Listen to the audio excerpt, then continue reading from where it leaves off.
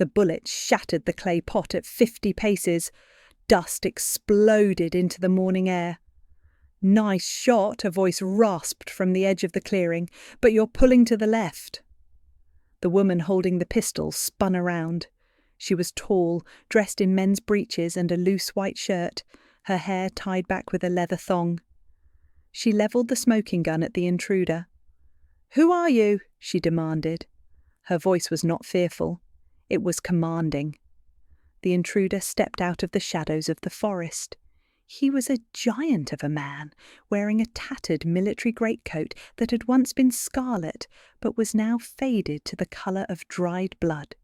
He had a scar running down his cheek and eyes that looked like they had seen the end of the world. "I am the man who owns this land," he said, his voice rough with disuse. "I am the Duke of Severin." The woman didn't lower the gun.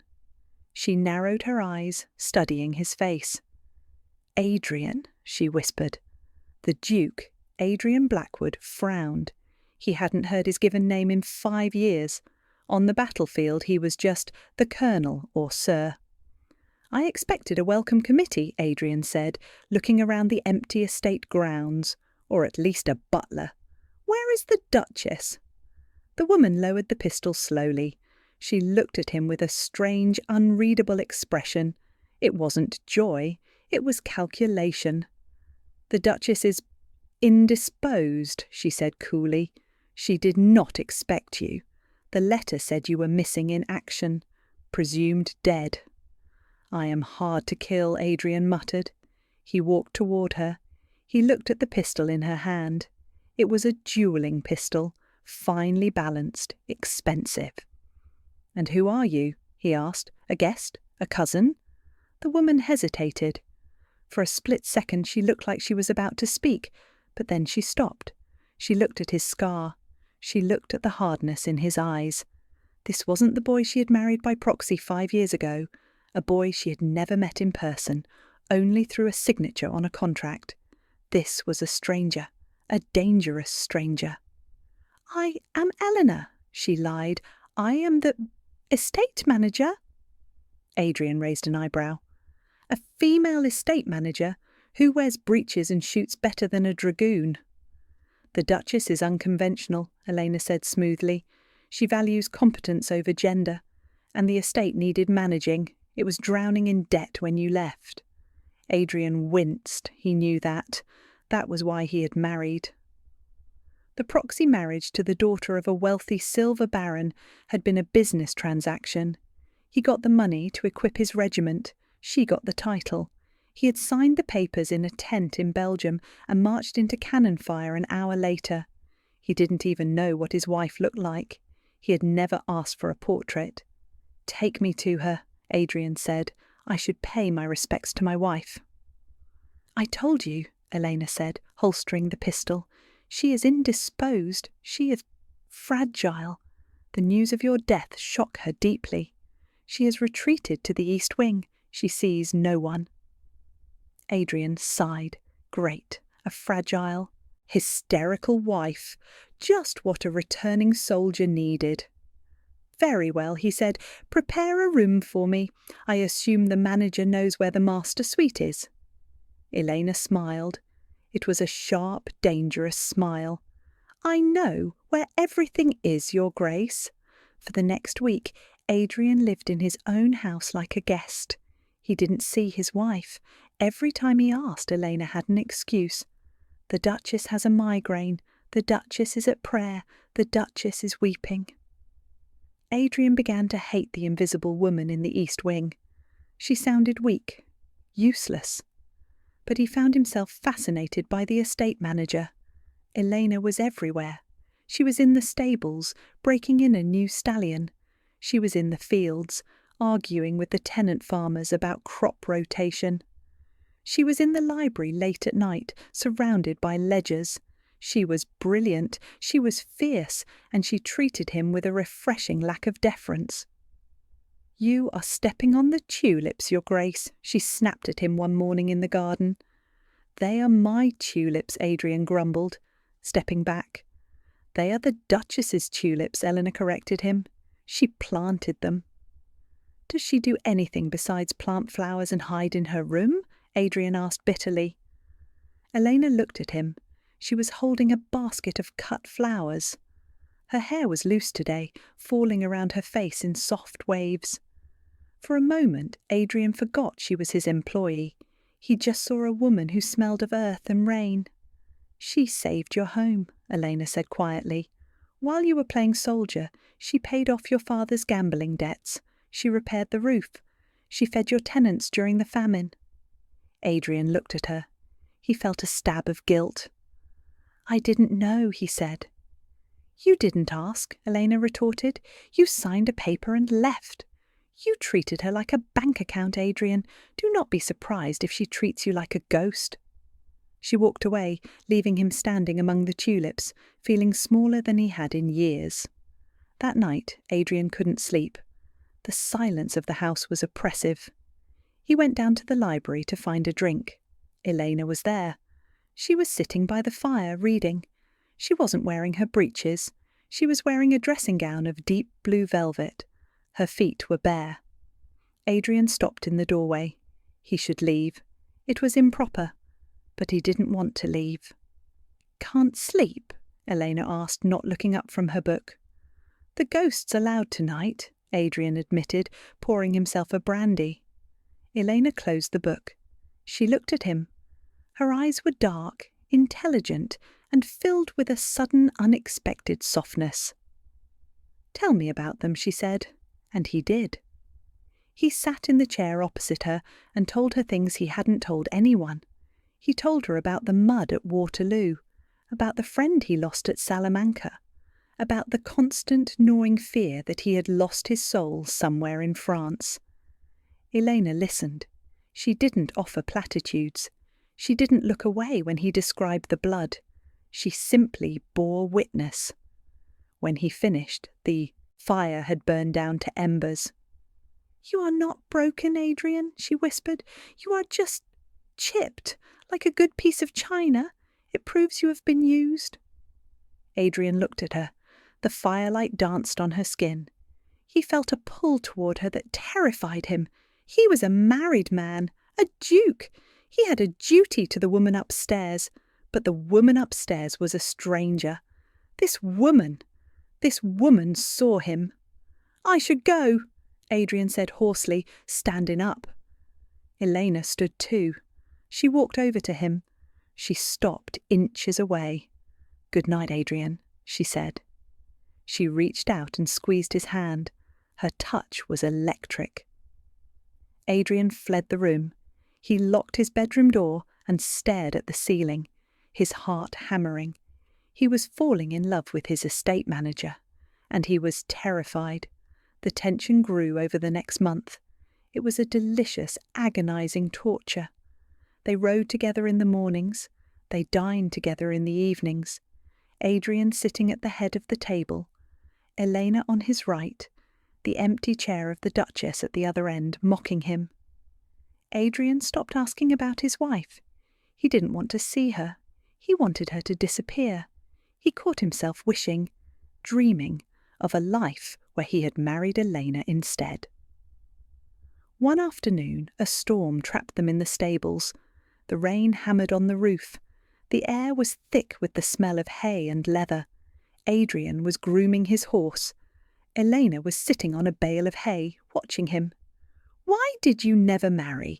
Adrian asked suddenly, not looking at her. Elena laughed softly. Who says I didn't? Adrian froze. He turned. You have a husband. I have a husband, Elena said, her voice turning bitter, but he is not here. He married me for practical reasons, and then he left. He is a fool, Adrian said fiercely. To leave you? He must be mad. He had a duty, Elena shrugged. Or so he said. Does he love you? No, he doesn't even know me. Adrian dropped the brush. He walked over to her. The sound of the rain was deafening. Leave him, Adrian said. Elena looked up at him, her eyes wide. Leave him? And go where? Stay here, Adrian whispered. With me. He reached out and cupped her face. His thumb traced her cheekbone. I know I am married, Elena. I know it is a sin, but my wife, she is a ghost. You are real. You are the one who saved this house. You are the one who saved me." Elena didn't pull away. She leaned into his hand. "And what about the Duchess?" she whispered. "What happens to her?" "I will ask for an annulment," Adrian vowed. "I will give her half my fortune. I will give her the London house, but I cannot give her my life. My life belongs to you." He leaned down. He kissed her. It was a kiss 5 years in the making. It was desperate, hungry, filled with the longing of two lonely souls finding an anchor. Elena kissed him back with equal fervour. For a moment there was no proxy marriage, no war, no duty, just the man and the woman in the straw. But then she pulled away. She looked terrified. "No!" she gasped. "No, Adrian, we can't." "Why not?" Adrian pleaded, trying to hold her. "I love you, Elena, because you don't know the truth," she cried. She pushed him away and ran out into the rain. Adrian stood there, stunned. He didn't understand. What truth? The next morning, Adrian made a decision. He would end the charade. He would go to the East Wing. He would demand to see the Duchess. He would ask for his freedom.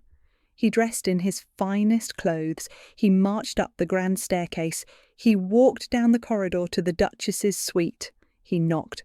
"Enter," a voice called. It wasn't a weak, fragile voice. It was strong, clear. Adrian opened the door. The room was bright, filled with sunlight and flowers. Sitting at the vanity table, brushing her hair, was a woman. She turned. It was Elena.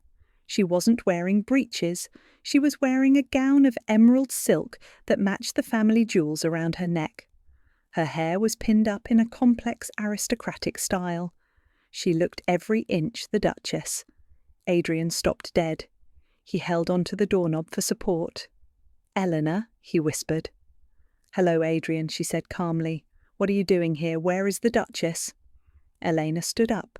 She walked toward him, the silk rustling like a whisper. "There is no estate manager named Eleanor, Adrian. There never was." Adrian stared at her. His mind couldn't process it. The woman he loved, the woman he had kissed in the stable, the woman he wanted to leave his wife for, was his wife. "You," he stammered. "You are." "I am Eleanor Blackwood," she said, "Duchess of Severin, your wife." Adrian felt a surge of emotions, relief, confusion, and then anger. "You lied to me," he said, his voice dropping. "For a month. You watched me agonize. You let me believe I was an adulterer in my own heart." "Why?" "Because I needed to know," Eleanor shouted, her composure cracking. "Know what? I needed to know if you could love me. Not the title, not the bank account that saved your regiment. Me, the woman who runs the farm, the woman who shoots pistols, the woman with dirt under her fingernails." She stepped closer, her eyes blazing. "You married a signature, Adrian. You didn't care who I was. You left for 5 years. You never wrote. You never visited. You returned expecting—" "What? A porcelain doll? A banker? I wanted to see if you were capable of loving the reality, not the transaction." Adrian looked at her. He saw the pain in her eyes, the insecurity.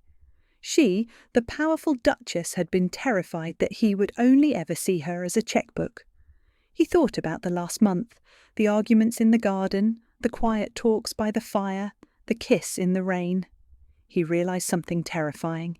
He didn't just love her, he admired her. She had played him like a fiddle, and she had done it to save their marriage before it even started. He started to laugh. It started as a chuckle, then grew into a full belly laugh. He leaned against the doorframe, shaking with it. Elena looked offended. "You find this funny? I deceived you." "I find it miraculous," Adrian gasped, wiping a tear from his eye. He walked over to her. He took her hands. "I came up here to ask for a divorce," he said. Elena went pale. "Oh, I was going to offer you half my fortune to let me go," Adrian continued, "because I wanted to marry the estate manager." Eleanor bit her lip. It seems, Adrian smiled, I can have both. He pulled her into his arms. You are a wicked woman, Elena Blackwood. You tortured me. I tested you, she corrected him, smiling against his chest. And you passed, barely. He kissed her. This time it wasn't a stolen kiss in a stable. It was a kiss between a husband and wife who had finally truly met. Wait, Adrian pulled back suddenly. The migraines? The fragility? All lies, she admitted. I haven't had a headache in 5 years. And the tulips? Oh, I definitely planted those. Don't step on them. Adrian laughed again. He picked her up, spinning her around the room. The servants were confused when the Duke and Duchess came down to dinner that night. The Duke looked happy, the Duchess looked radiant, and the mysterious estate manager, Eleanor, was never seen again. Though oddly enough, the Duchess began wearing breeches to inspect the fields, and the Duke didn't seem to mind a bit. They lived a long, happy life, and every year, on the anniversary of his return, Adrian would give her a single clay pot and a loaded pistol. A reminder of the day he met the stranger who turned out to be his life. It raises a fascinating question about identity in relationships. Adrian fell in love with her because he didn't know she was his wife. He saw her without the baggage of duty and expectation. Do you think we truly know our partners, or do we just know the role they play? Maybe we should all pretend to be strangers for a day, just to see who we really are underneath the titles. If you would forgive a deception like that for true love, hit that like button. It helps us find more romantics in the algorithm. And if you want to join our family of secret identities and hidden hearts, subscribe to the channel. We have so many more secrets to tell. Until next time, watch out for the estate manager.